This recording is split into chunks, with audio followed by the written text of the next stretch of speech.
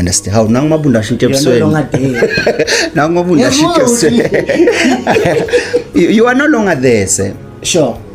But me I'm no longer there. So I'm still there. Yeah, you're still there. How do you know that I'm still there? Ukuthi ngiyakwazi. Okay, it's fine. And I'm not talking about something that I've never been, like I can relate. Sure. Hey, but abekho abantu abasafari emhlabeni. Sure. Njengabantu abanenhliziyo ezinhle. Hey, but yeah. Oh, now I understand. Meaning to say when I was saying no, but mina ngisengiunderstande le verse lika Jesu. Sure. Elithi hlakaniphani njengeinyoka. Sure. Nibe mnene njengamajuba. Sure. Inkinga yami ngangifana njengejuba. Eish. Ukuba nenhliziyo enhle kakhulu ufana njengejuba. Kanti at some point you need to. I hear you. Because people who have good heart, they suffer. Say that again. And betraywa inhliziyo yabo. Uthi buti une 100 rand yokugcina. Sure. Umuntu akucele yona. Sure. Uzomnikeza for the sake of your heart. Ngoba mawungamnikazanga ngeke uzulale, ngeke ube nakuthula. Yo.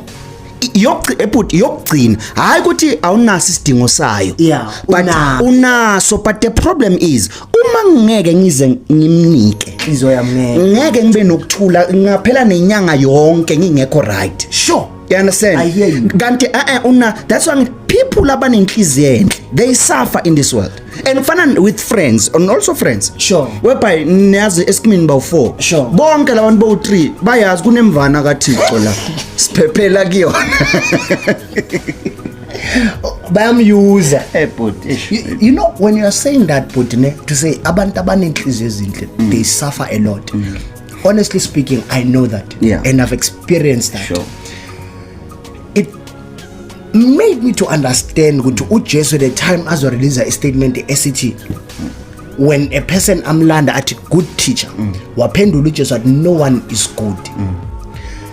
In reality, if you want to suffer in this life, be good. Good people man uyibeke kahle, good people they suffer. Remember Putin, umuzo uyi1 was Jesus really that good? Aze atshele umuntu esifazana a whole Jesus athi angeke ngithathe ukudla kwabantwana kunikeza kuzinja and izinja izinja umuntu lo obizwa ngezinja. So meaning to say, Jesus understood that for me to be able, people that I'm called for as these particular people, and these are the people that are supposed to benefit it. So meaning to say, Jesus was literally saying, I'm being selfish with the people that I've chosen. And remember, to say, if you want to live a peaceful life, start by being selfish. What do we mean by being selfish? We mean start by taking care of yourself first. Because what's the use put? Remember put kunabantu abazakithi hayi ngoba besithanda kodwa ngoba belambile and kunento abayifunayo basutha basikhombisa ama true colors. Iyekele lento yakho yokuthi ke uzonakekela wonke umuntu, uzobeka wonke umuntu phambili bese wena uzibeke emuva. Good people suffer.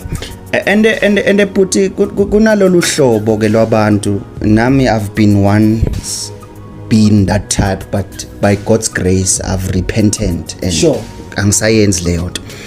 Kunalolu hlobo lwabantu puti. Sure. Olukufonela malidinga usizo kuphela. Ungazi umsizo umuntu uyanyamalala. No. Okusho you receive call yakhe makadinga usizo and you already know and angeke azakuchecka kubuza right mfethu khamba kanjani. Sure. The only time you get phone yakhe it's when he needs it's when afuna something from you. Sure. I hear you. Ebute abekho abantu abayingozi njengalabo bantu. Yo. But umuntu mfethu maka genuine with you ekuthanda. Sure. Umuntu mfethu uzokubuza mfethu right. Umuntu mfethu asidibane endaweni ethize nenze nindibane nibe right nje nibe abangani not abangani but lento ukuthi siba together hey mfethu grand kuyingozi umuntu okudinga ngoba adinga isidingo Yo. ngoba uma ungamnikezanga isidingo and the worst kunabanye yabona umuntu onjalo Sure. ungaze uthi awunayo uyakwatela entitlement so okusho ukuthi ke for you to check ukuthi lo mngane onayo is it a true friend ngicela umreject ka2 and ubone ukuthi usazokufonela yini njengoba azokufonela manje athi ngicela ungisize nga 1 2 3 4 5 so because of put kuya ngokuthi unani the reason back appreciate kunabangani futhi abazokusebenzisela imoto yakho kunabangani abazokusebenzisela imali yakho kunabangani abazokusebenzisela indlu yakho angazi if it makes sense so it all depends on what is it that you have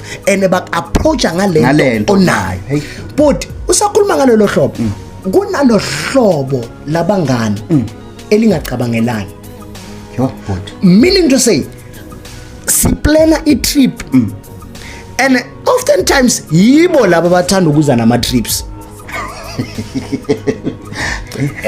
yeah si plana a trip yokuthi no we gonna be taking a trip let's say from here we're gonna be going to Emperor's Palace or whatsoever place let's be saying sure guess what angeke ba contribute ku petrol angeke ba contribute ku mali yokuthenga ukudla you gonna be responsible to say as a person you gonna buy food you gonna buy car so ze ba contribute but for example a simple lento kunezinye zezinto bafethu akosanga size sizikhuluma for example man normally it's a norm to us to say okay let's say we are deciding to say no asihambe sePitori sure you'd often say put don't worry I'll take care imali yokuya automatically to me it should tell me that if Uput says I will take care imali yokuya that means yokuya it's on me anyakutshela put kunalo hlobo ozothi I'll take care yokuya uyibambe makoseni buye ibheka le imambani mayikubona ukhipha imali ufuna ukuchecka manje ukuthi no will this guy handle the bill ufuna ukucheck lalela ngisho noma ungayi restaurant ukhipha ipass lo mfo ashawa inhliziyo ukuthi I didn't contribute uyakuyeka ukhipha imali ubhadala itaxi ngamabomu aloke azi ukuthi mfethu it's better nalo communicated mfethu anginayo kunalo ozothula manje akubona uhandle yokuya nokubuya ebuthi kunomuntu oza ne-idea wena bese uyayisponsor we have those kind of friends man who will come up with the idea come up with the plan to say hey mfethu let's go sir. For example obviously man I'll give this thing a practical example sure. If I come to you ngomjida or as a friend ngithe ngifuna siyodla inyama I said what siyodla inyama meaning to say the minute I suggest ukuthi siyodla inyama what does uzoyibhadalela lenyama ngoba idea is now but then we have those kind of people that say asambe siyodla inyama then I expect wena ochiliweyo ubhadala and enye into but it better lento when let's say it okay asambe sendaweni ethize sure relax about everything sure I will pay none sure you understand sure. Ingcono ukuthi okay it's fine as much as uba fashilo ukuthi uzonakekela u1 2 no 3 no 5 sure. Yeah then unga relaxa sure uvela uthule mara budi noma kungathi unga relaxa but at least but you told me budi if I said that I'm gonna handle everything yeah I need to find a way to contribute towards lento siyenzayo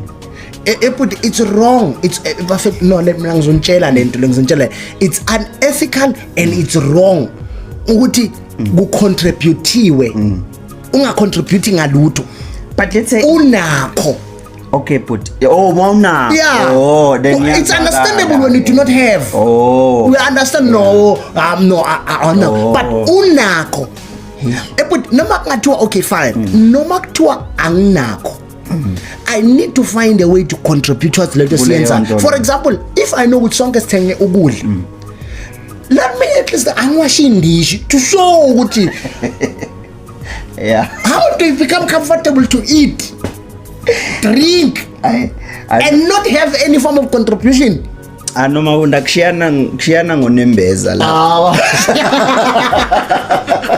Awa madoda. Hayi, Let's be real, kushiyana ngonembezo. Cha. But there's one thing singabantu asifani. Sure. Kunomuntu othi mawungathi wena kuyena Sure. emfethu